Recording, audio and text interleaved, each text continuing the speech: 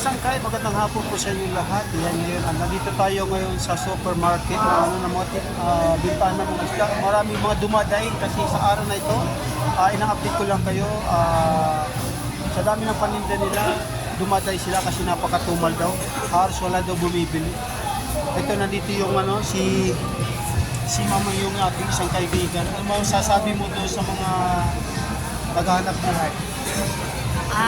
Ano lang, tsaga-tsaga lang, makakaraos din tayo sa mga krisis na sa ating bansa. Basta manalig lang tayo sa may kapal para tayo makaahon sa hihirap. Yan.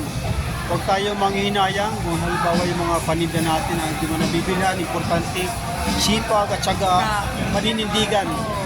Makakaya din natin yan. So sa araw na ito, maraming salamat dito sa ating soke. Salamat! Dito yung kanyang pisto ito. Kanyang pisto yan. Maistan yan. So bye-bye. Maraming salamat po sa inyo. In-update ko lang kayo.